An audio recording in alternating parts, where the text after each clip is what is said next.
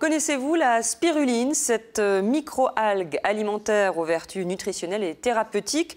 Le vent en poupe, le site de production fleurisse un peu partout en France et à Cuves dans le Sud-Manche, une biochimiste a même eu l'idée d'utiliser le centre d'enfouissement des déchets pour chauffer ses serres où pousse la spiruline. Stéphanie Vino et Joël Amar. Pour Corinne Malardet, c'est un grand jour. La voici qui ensemence pour la première fois son bassin avec des souches de spiruline.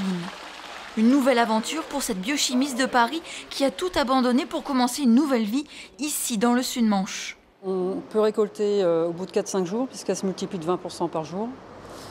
Et à l'arrivée, on va obtenir un produit sec, soit en granulé, soit en poudre, qu'on va pouvoir consommer soit dans des jus de fruits ou en comprimé.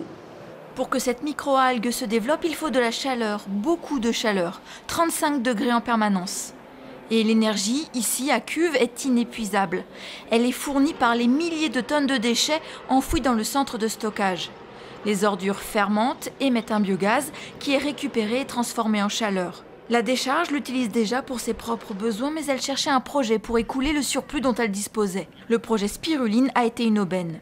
L'intérêt, c'est surtout de réduire la production de gaz à effet de serre, puisque ce gaz fait partie, et il est composé de CO2, il est composé de CH4, et donc il est plutôt néfaste pour l'environnement si on le dégageait dans le milieu naturel.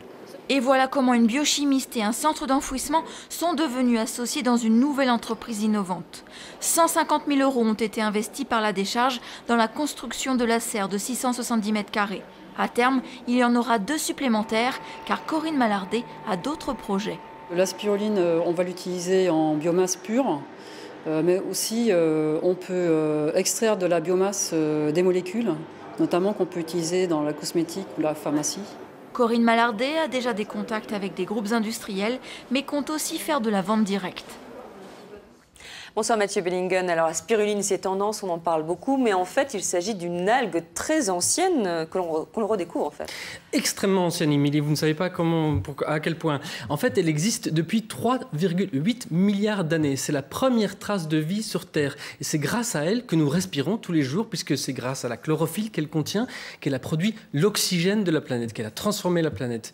En fait, à cette époque-là, évidemment, il y avait très très peu de monde à table, si je puis dire, et elle a profité de tout ce qui l'entourait, c'est-à-dire les acides aminés, les vitamines, les fers, les sels minéraux, et surtout, elle contient 3 fois plus de protéines que la viande, par exemple. Alors, quel goût elle a, cette spiruline? Vous l'avez goûtée déjà? Alors, je l'ai goûtée fraîche. Alors, elle a un goût d'épinard, un peu un goût d'épinard et de salade, entre les deux, on peut dire.